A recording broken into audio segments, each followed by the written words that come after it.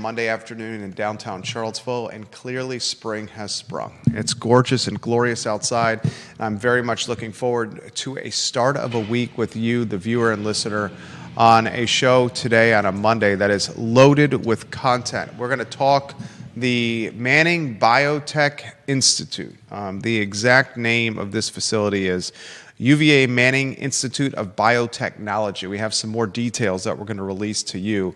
Fontaine Avenue, $350 million facility, 350,000 plus square feet, with a grand opening right around the corner in 2026.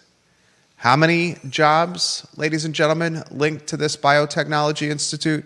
Well, specifically, hundreds of jobs in the institute itself, and depending on who you ask, somewhere between 5,000 and 7,000 additional complementary jobs with opportunities popping up that are attached or in the very near peripheral to the Biotech Institute down Fontaine Avenue. This is a year and change away. When you're investing $350 million into something, you got to follow it closely. And when you're looking at somewhere between, depending on who you ask, 5,000 and 8,000 new jobs coming to Charlottesville, and these jobs are going to be coming to Charlottesville, ladies and gentlemen. They're starting now. They just hired Mark Esser, the vice president of microbioscience at AstraZeneca. They took a guy away from the private sector and tapped him to be the new top dog at the Manning Institute of Biotechnology. So the jobs are now starting. These guys are the types of jobs, to say that they're six figures is an absolute understatement. These are deep six-figure jobs. We're not talking $100,000 jobs here. We're talking deep six-figure jobs, and we got 5,000 to 7,000 of them coming. This is going to impact Charlottesville and Albemarle County significantly.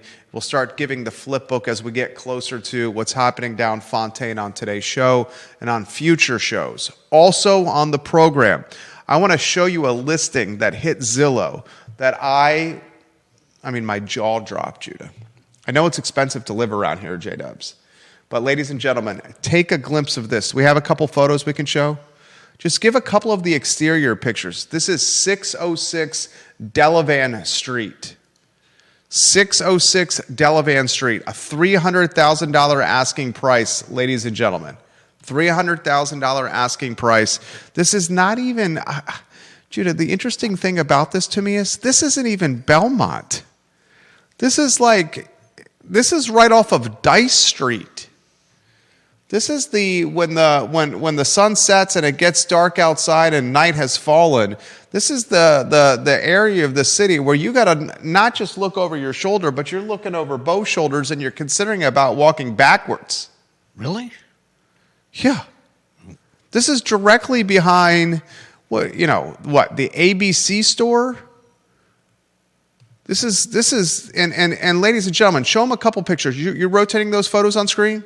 Yeah. 2-bedroom, 1-bathroom, 864 square feet, built in 1960 with a $300,000 asking price. My, oh my, oh my. I want to unpack that on today's show. Vanessa Parkhill, welcome to the program. I want to talk the positive things that the nonprofit New Hill is doing in Charlottesville, including a kitchen incubator, Judah Wickower. This kitchen incubator, the Beacon Kitchen, is open in the old Kathy's in the Kathy's shopping center and the Belmont area. I want to give props to a nonprofit that is doing its best to do well by historically marginalized communities, poor communities, minority communities. And Beacon Kitchen is trying its best to create economic upside for folks who want to get in the game of some kind. Its executive director, Yolanda Harrell, is a mover and shaker locally. She knows everybody. She's great at raising money. She's a great networker. She's a great connector.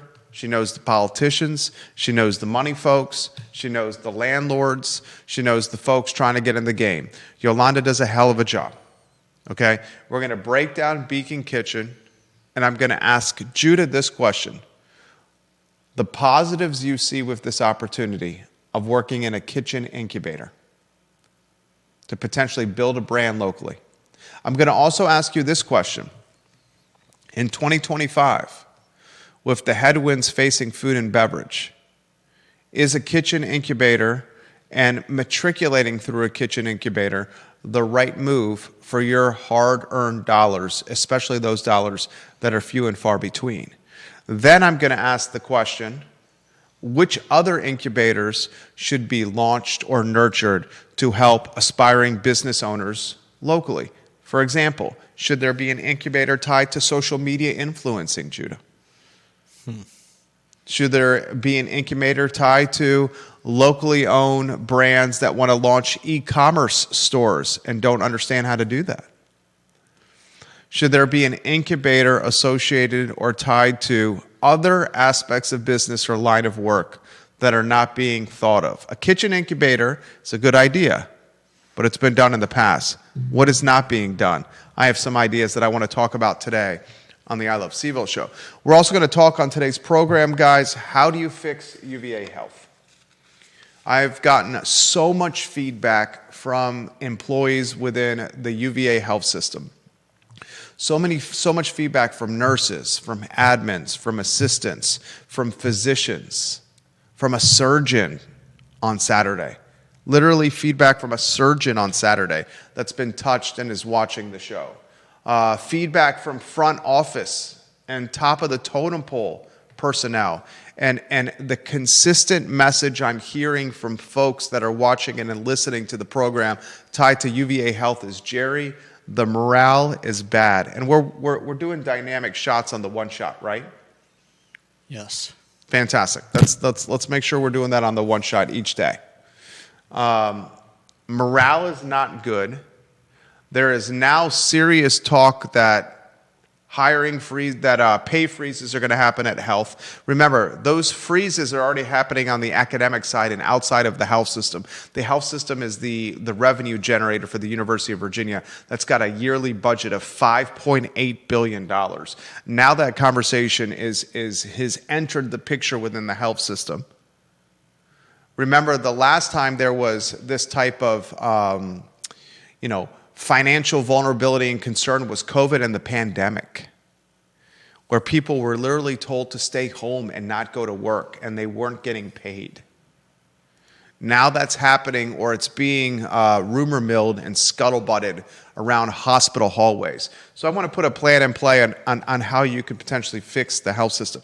Judah, two-shot, studio camera and two-shot, and then I want to conversate with you. First, I want to ask you which headline is most intriguing to you and why? Judah Wickhauer. Hold on. Let's see. I would say that this tiny little shack of a house with an asking price of $300K is pretty intriguing. What intrigues you about it? The audacity. Is it audacity? Maybe not. Why the word audacity? Because you've seen the pictures, and It's nuts. Unless I'm completely off base. Property sold in March of 2025. A Georgia-based company, Goodbye Real Estate, purchased the property for $150,000.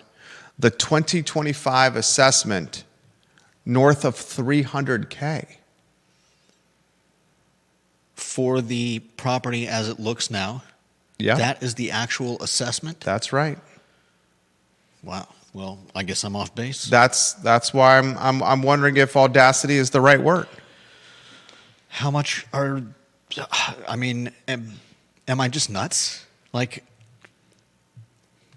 You obviously didn't add this to our rundown because it's a fine and beautiful spot to take a vacation. I saw the same photos you did, but I did a little bit of research. I went to the Charlottesville GIS. Anyone can do it. You go to the Charlottesville GIS. You just type in Charlottesville GIS. You type in the address. You can see that the assessment's $305,700. You can see the ownership history, purchased in March of 2025 by Goodbye Real Estate LLC for $150K. I then copied and pasted Goodbye Real Estate LLC into my search bar and just hit search. And then I found that Goodbye Real Estate LLC, some of the ties it has, including the locality it's from. I see it's an out-of-market LLC. And then I want to unpack this opportunity. I'm curious of this. Why did this out-of-market LLC purchase it in March of this year? And maybe you rotate some of these photos on screen. Why did this LLC buy it in literally less than a month ago, right? And is now looking to sell it for 2x what it purchased? Is it just because they knew they got a steal from the previous owners, James and Irene Burton? I mean, do you have an LLC and Goodbye Real Estate LLC that literally found a piece of property?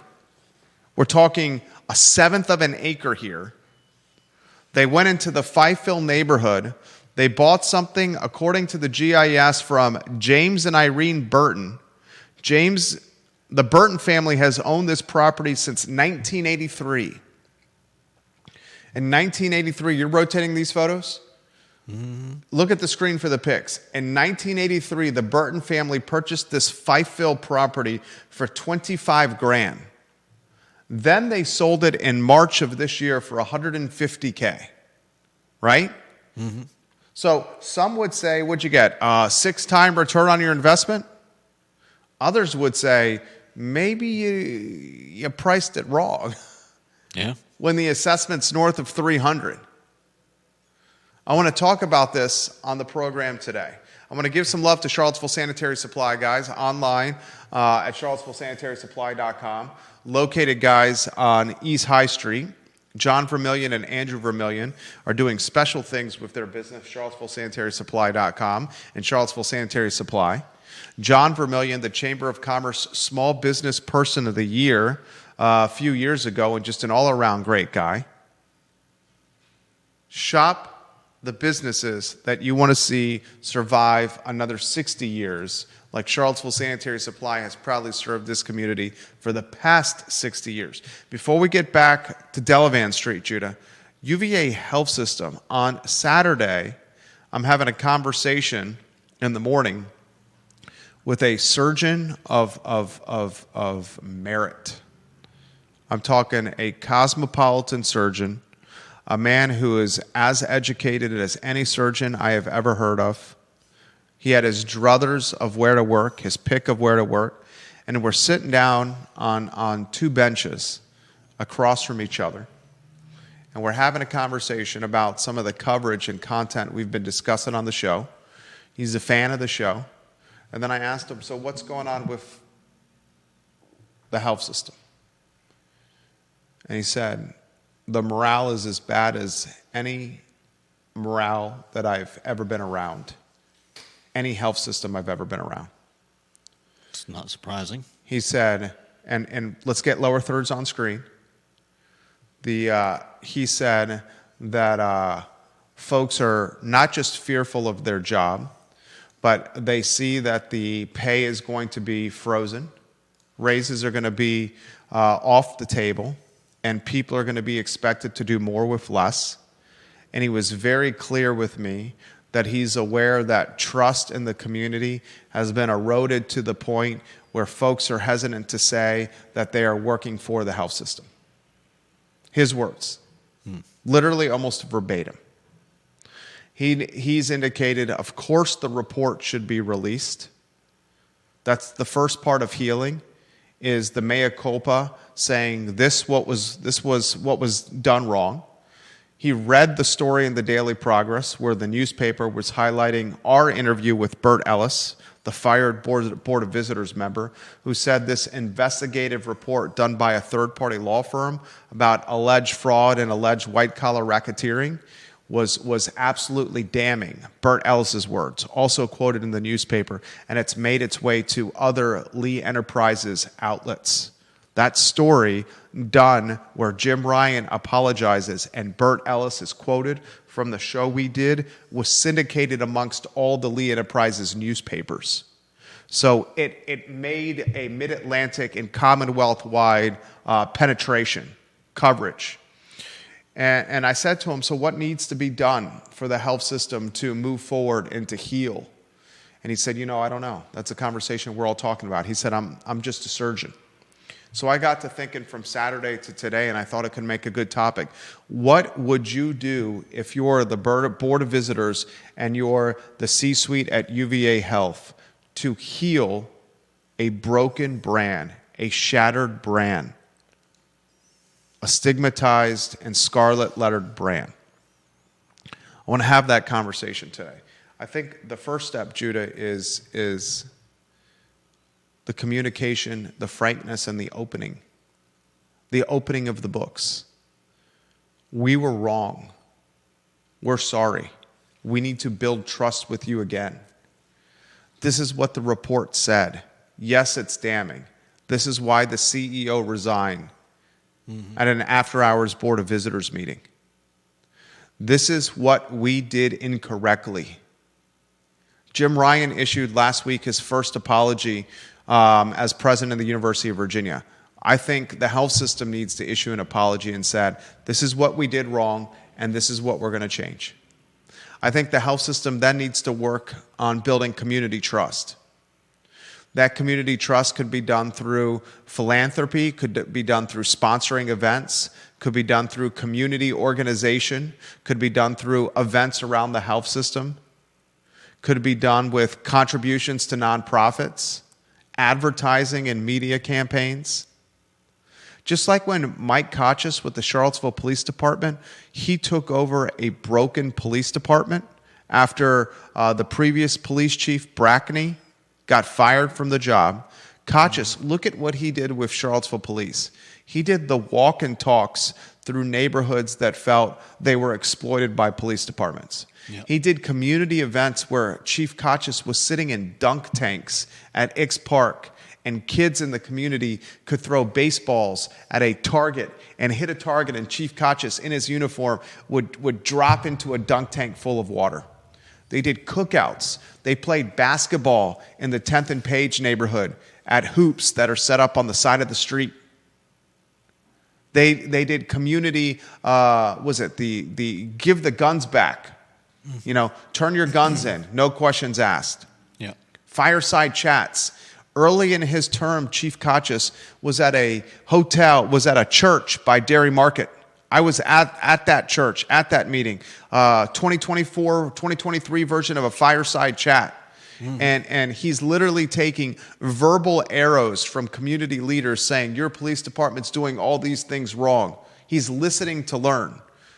The health system needs to take a page out of Chief Kochis' book and look at how he's rehabilitated the Charlottesville Police Department. That's what the health system needs to do. The health system needs to be absolutely transparent with every billing practice possible. Every billing practice. Upfront billing transparency. This is what your bill is going to be. No backdoor billing when you're told prior to a procedure, this is the amount owed, and then you start getting bills in the mail months later that if you don't pay this bill by this date or set up a payment plan, then you will be sent to some kind of credit collector, debt collector. Transparency with billing. I think it would be an absolute travesty if the University of Virginia and the BOV chose to freeze pay and chose to not offer cost of living raises or performance-based bonuses for its staff, particularly since the staff is the revenue generator for the University of Virginia in totality. Morale is at the lowest point it has been in maybe the history of the health system. When's the last time morale has been this low? I think you could probably say during the pandemic or maybe the late 90s when the health system and the university itself became a significant fundraiser. because public funding was in peril in the late 90s.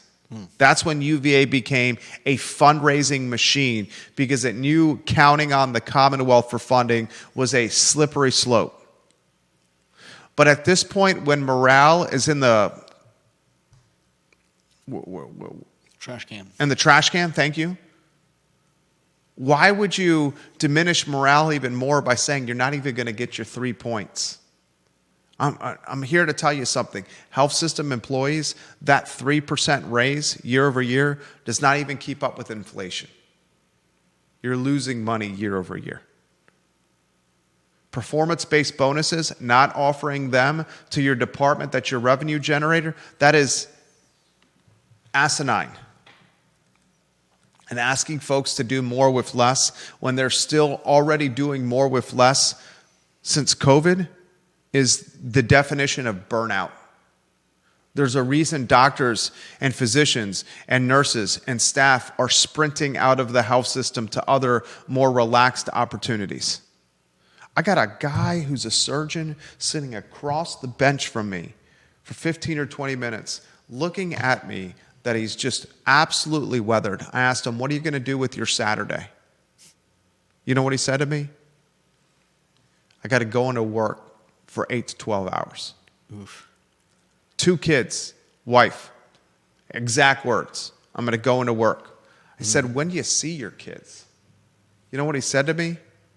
I have to wake them up super early before work, and I play with them for about a half an hour before I leave. I said, do you see him at night? He says, occasionally. I asked him, do you have any regret with the profession you chose? Hesitant to ask that question, but asked it anyway.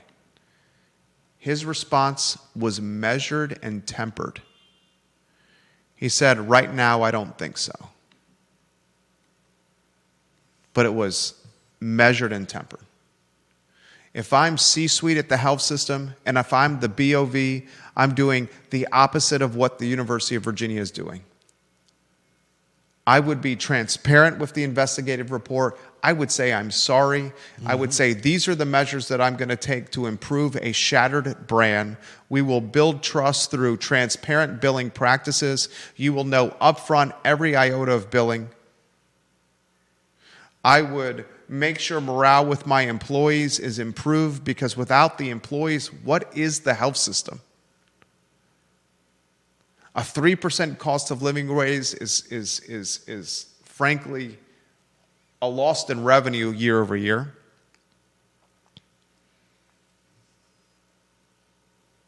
And I don't think this is even Jim Ryan's charge to lead. I think this is probably the BOV's charge to lead. And the last thing that I would add to this, if you're tied to the health system in any capacity, and you want to go on the offense in the media, attacking your staffers on what they say is something wrong with the system, you should think twice before doing it again. Because your leader, Jim Ryan, has already had to apologize for that. And if you're a previous board member or a retired leader, you have to realize that you are now distant enough from the health system that your perspective is not in the trenches anymore, so it should probably be kept quiet. All you're doing is adding gas to a fire that is raging. Yeah. Listen to learn. That's the Saturday morning conversation I had with the surgeon who is at the top of his field, where I looked at him and I could tell that he had thought not once, not twice, but multiple times about the employer and the position that he was currently in. Yeah. And that is sad because these are the people that have our actual heartbeat and our lives in their hands when doing the work. Mm-hmm. Anything you want to add to before we get to the next topic?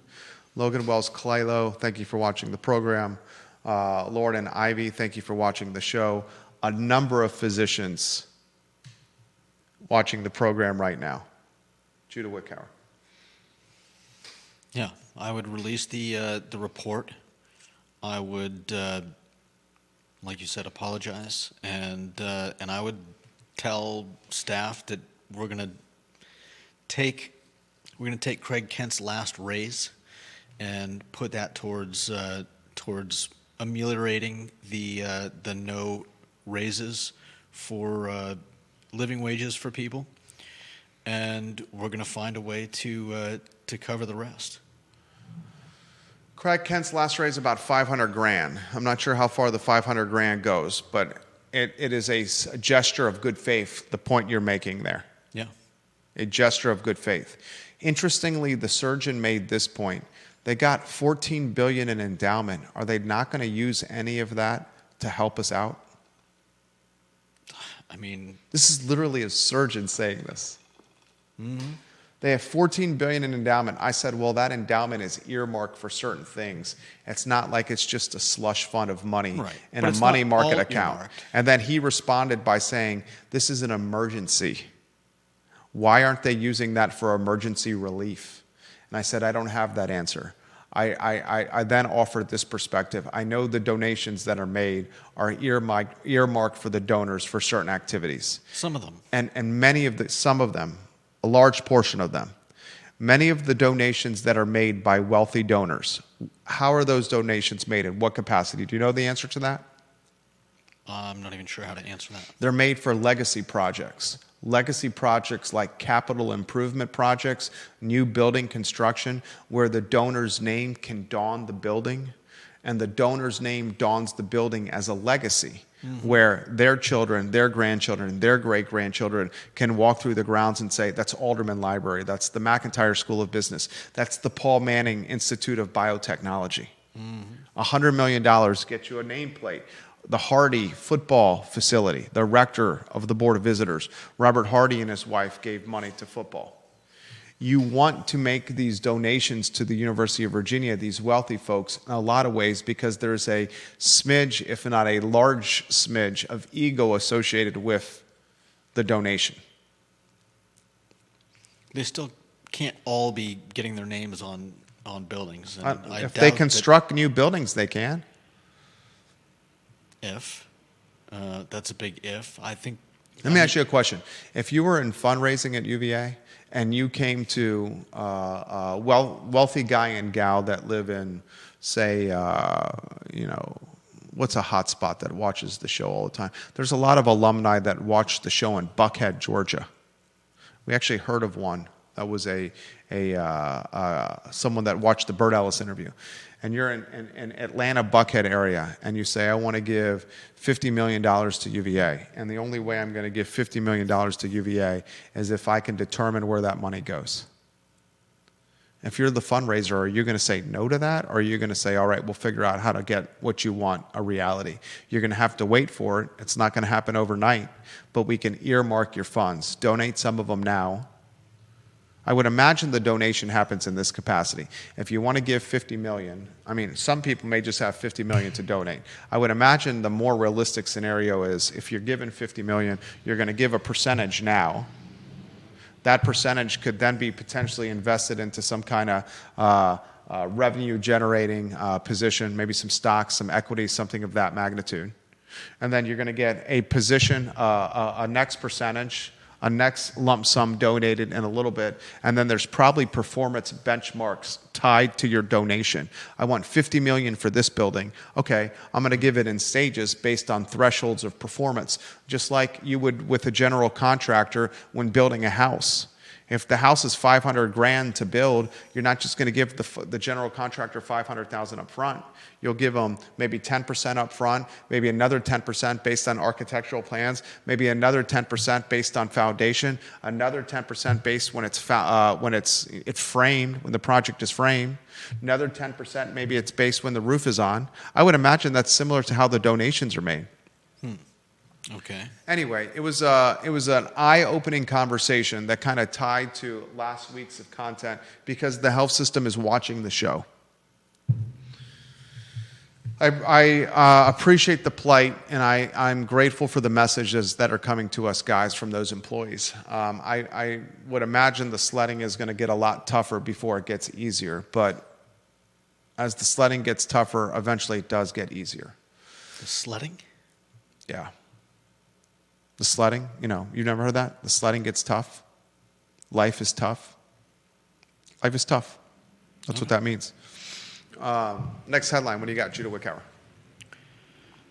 Manning Institute. How about this, Judah? $350 million facility. Mm-hmm. How about this, Judah?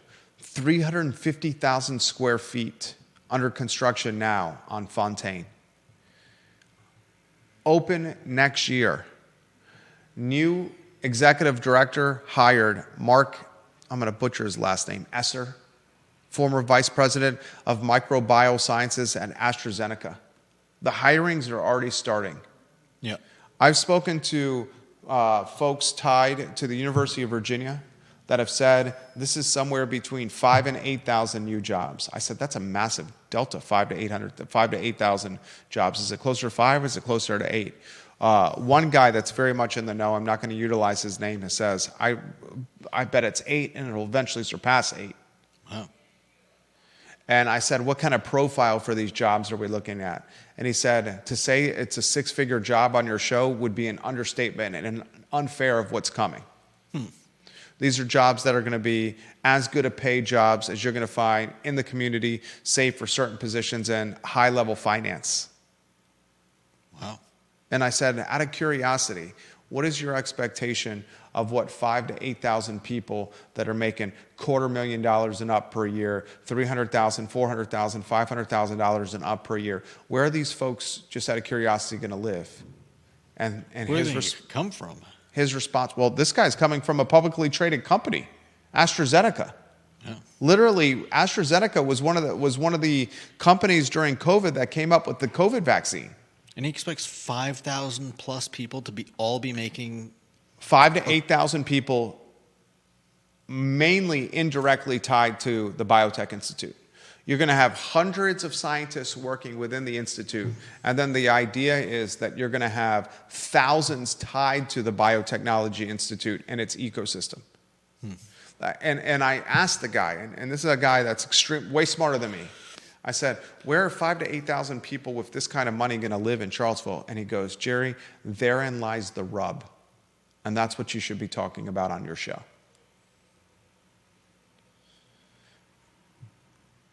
Does anyone have that answer?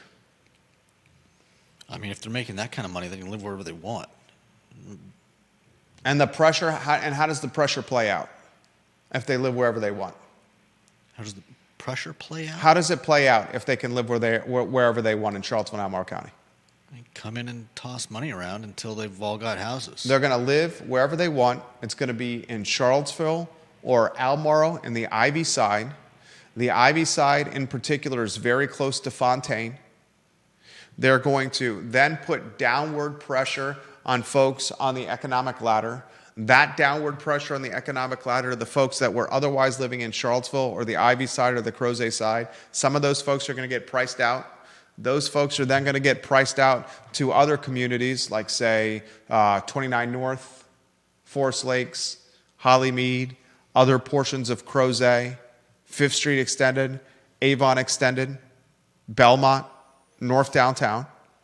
Then the folks that were otherwise going to those neighborhoods are going to get priced out because they're getting pressure from the folks that can't afford to live in the Ivy area or the certain Tony portions of Charlottesville.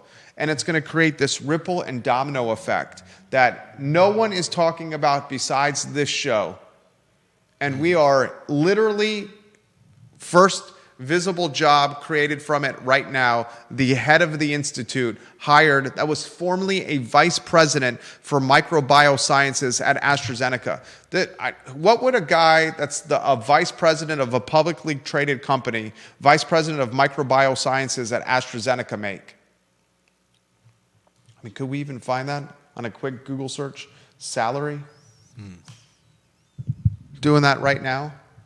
A vice president of microbiosciences at AstraZeneca in the United States typically earns somewhere between $271,000 and $433,000 per year, with an average of $342K. First Google search that showed up. Let's just use that price range. Then Glassdoor is saying the vice president at AstraZeneca earned somewhere between $418K and $700K. So you got a price range there. Let's just call it the person was earning 400 grand working for AstraZeneca. And I bet you that compensation is way light. 400 grand, and this is just fact, okay? 400 grand is not what 400 grand used to be. And that's just fact. You got basic numbers, okay? Let's just use basic numbers. You got a 10K mortgage a month. You got 2 kids in private schools. Let's call that 60K all in with the 2 kids in private schools, everything all in. 60K divided by 12, you're at 5K a month. That's 15,000 with your mortgage at 10, your private school tuition at 5. That's 15K. What's a grocery bill for a family of 4 now? 300 a week? 350 a week? Let's say it's 350 a week. There's 1,400. So right now you're at 16,400. What's the gas bill for a family of 4 now? Depends how many of them are driving. $250 a week. Let's call that 1,000. Right? You're at 17,400. You got to have clothes. You got to have amenities, things to do. Probably belonging to some kind of club. What are you looking at? Another 4,000 a month? Let's say overhead expenses on that family of 4 right now. What are you at? 21, 22,000 a month? Wow. That's without any kind of tax rip coming out. That's top line times 12. That's 264K. My point is the 400 is not what it used to be. This dude's probably clocking 500 or more. The impact of what is being discussed here is the impact of what's coming is not being discussed.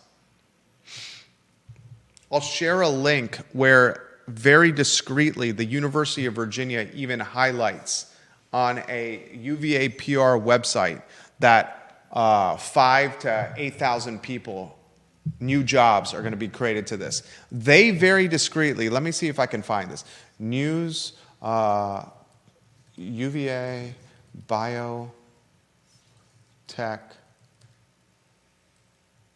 Institute, new jobs. Very discreetly at the ribbon cutting or the shovel where the Governor Youngkin came here and cracked dirt with the shovel on the ground with some of these very heavy hitters and rectors, very heavy hitters and BOV folks. They issued a press release from this, and in that press release they said somewhere between 5,000 and 8,000 new jobs. I think I just found it. I shared this with Lloyd Snook, and Lloyd Snook was surprised it was this many in a social media Facebook interaction. Literally took a screenshot of the story. This is something that is so flying under the radar here in Charlottesville that we are not highlighting the impact to the magnitude of what's coming. The first hire officially made public. The top dog of the Institute, yep. Taken from a publicly traded company. Any thoughts you want to add to that, J-Dubs? I mean, that is an insane number. That's as many people are working, that's nearly as many people as are working at UVA Health. Crazy. Well, the difference is these folks are not going to be working directly in the Institute. These are jobs associated to the Institute. The number that you talk about directly working at UVA Health are employees of UVA. These aren't going to be employees of the Institute. It'll be peripheral jobs. Companies tied and associated with the Biotechnology Institute. Do you understand? Okay. So that's not an apples to apples comparison because they're not going to be directly employed by UVA. So who is going to be employed by the Biotech Institute? The scientists. Just science. Okay. Yep, and that's in today's Daily Progress. If you read the article on the hiring, it says hundreds of scientists tied to this institute.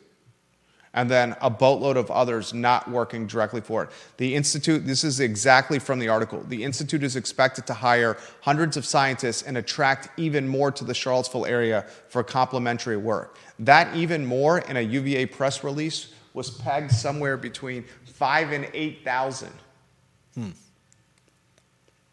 It's pretty amazing. Mind-boggling. That's why we said the sectors of work that we were bullish on last week, biotechnology.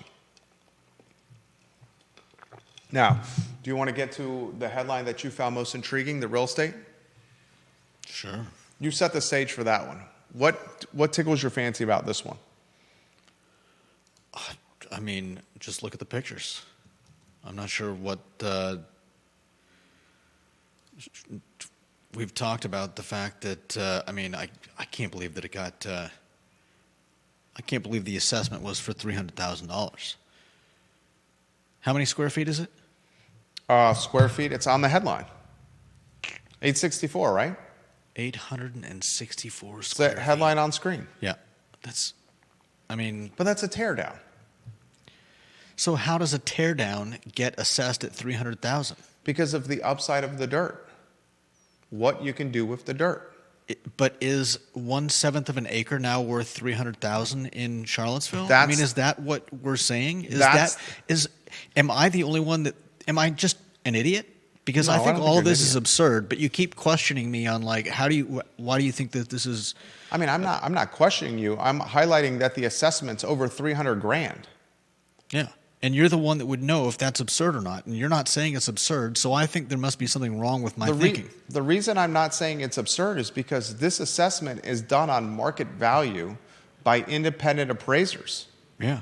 That are working on behalf of the city. Mm-hmm. So I think one of two things happened. I think this company, this LLC, this out-of-market LLC, pretty much pulled a fast one on OG Charlottesville couple, some old-timers from Charlottesville that owned some broken-down house in Charlottesville for a long period of time. And if you look at the Charlottesville GIS, they've owned, and we should rotate the photos on screen for the viewers and listeners that are watching. They've owned this house, the Burton family, since 1983 when they paid $25K for it. Mm-hmm. They sold it for $150 in March, and then this person goes around and turns it and asks $300 for it. Yeah, a month later. Do we think that they're going to get $300? I don't. I can't imagine. But ladies and gentlemen, this is absolutely shocking to me. The very curious thing that this is what I want to see is this crossroads, okay? I want to see the crossroads of what happens to dirt and real estate and housing opportunity at the same crossroads where these new jobs come from the research park and the data science school. What is that going to do? Yeah. What is that going to do to values? What is that going to do to opportunity? What's that going to do to people getting pinched? I mean, that should be a pretty simple question for someone like you or Keith, right? Like if you add 5,000 people to our housing market who all have enough money to essentially pay cash for wherever they want, what does that do? Does that destroy our housing market? Does that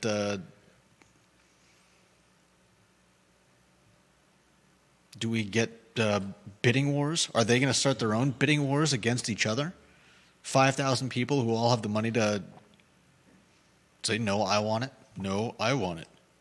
It's a great question. That's a great question.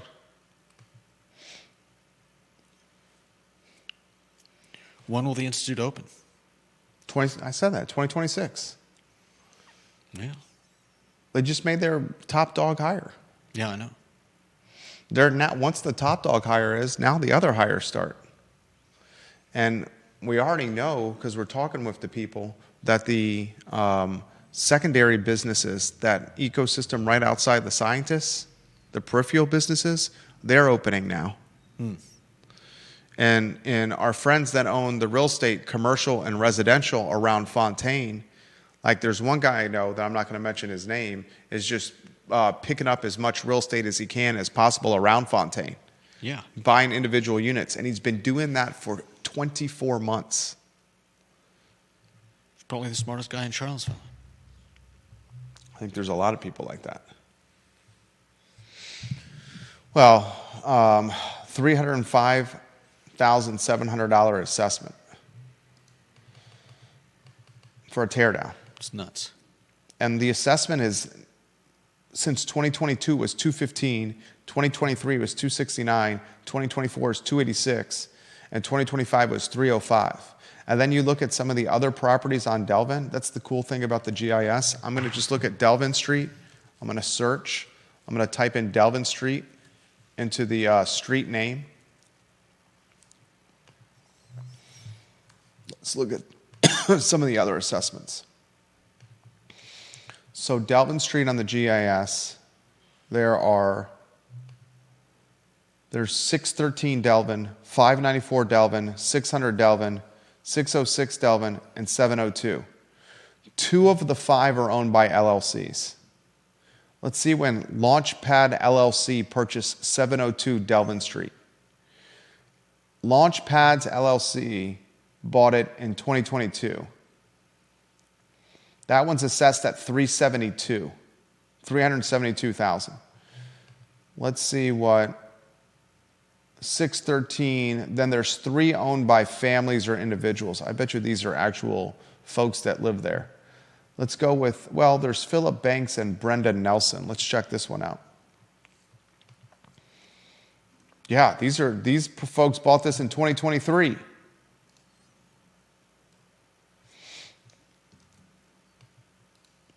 This road is prime for stuff to well, we'll see if it's prime for stuff to happen. There's 5 homes on this street. And you don't like the neighborhood. I didn't say I didn't like the neighborhood. I said that this neighborhood was not necessarily the safest neighborhood. I do think that this neighborhood, I said because of the... You said you'd walk backwards in that neighborhood. Yeah, I said it's not the safest neighborhood. But I think if you're looking for opportunity, you probably are looking for these types of houses. If you're looking for upside, you're not going to go to North Downtown and pay north of $1 million for a house to try to make a buck. Mm-hmm.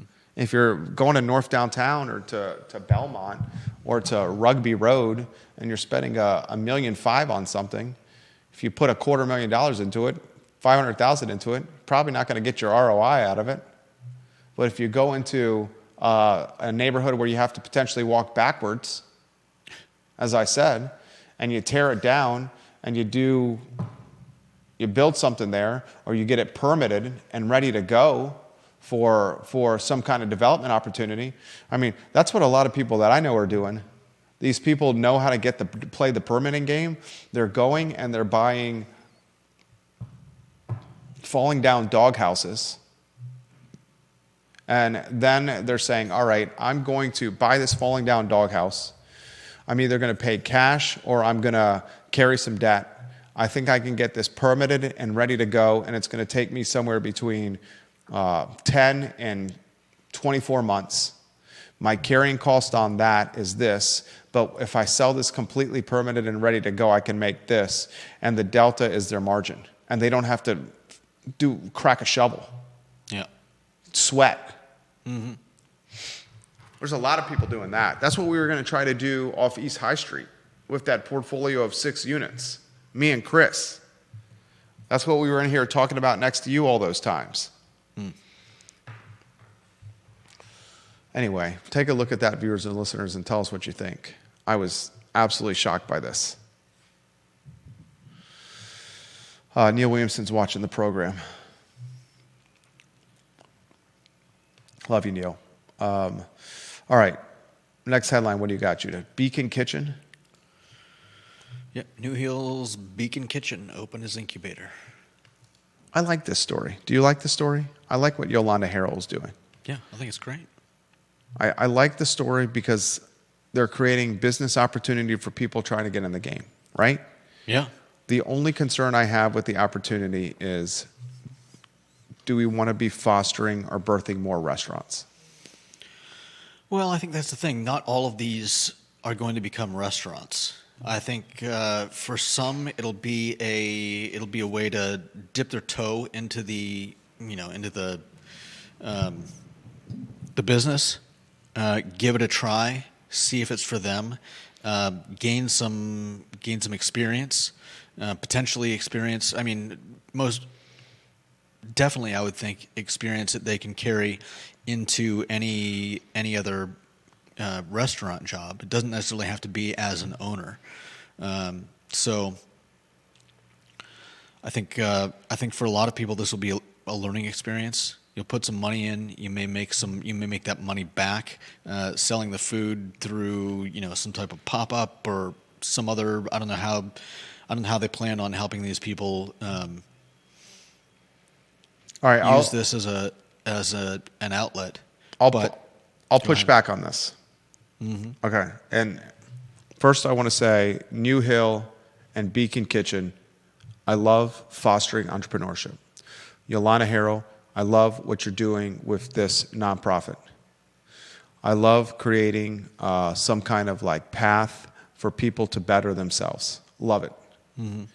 Anyone that can go and gain some experience or get like the playbook for business success in an incubator setting, love the idea. I'm going to ask just straightforward questions. Do you want to create the concept of New Hill, okay, is to figure out how to empower through financial acumen, through entrepreneurial experience and know-how, and through networking and through practice, a group of folks that is historically marginalized, either because they don't have a lot of money or because they're black and brown and living in Charlottesville. Okay? New Hill is looking to help folks that are facing challenges socially and economically. Mm-hmm. And empower them through what I just described: business, entrepreneurship, networking, professional experience, and financial literacy. That's what the concept is about. I ask this question. I love the concept. I ask the question, should we be encouraging folks to gain the experience in F&B to go work in F&B in this market? If you gain the experience to work in F&B and then you go work in F&B, you're going to be paid only X amount of money. That's a question I want to ask. Got a phone call I got coming in that I got to take too. All right. This looks like a 911 phone call on a deal that I'm trying to put to bed. I want to table this conversation for tomorrow. Should we be creating an incubator for the restaurant and food and beverage industry? Or should that same playbook, that infrastructure, be used for other lines of work that have more upside? And then we'll also talk tomorrow about the incubator space and what other incubators can be used to create this same playbook, but for other lines of work. Like, I'm just not sure that the food and beverage and the restaurant space is where you want to be driving more personnel to work within. That's the point I'm trying to make. We'll talk about that on tomorrow's show, and we're going to also have Jerry Ratcliffe on the Jerry and Jerry Show at 10:15 a.m.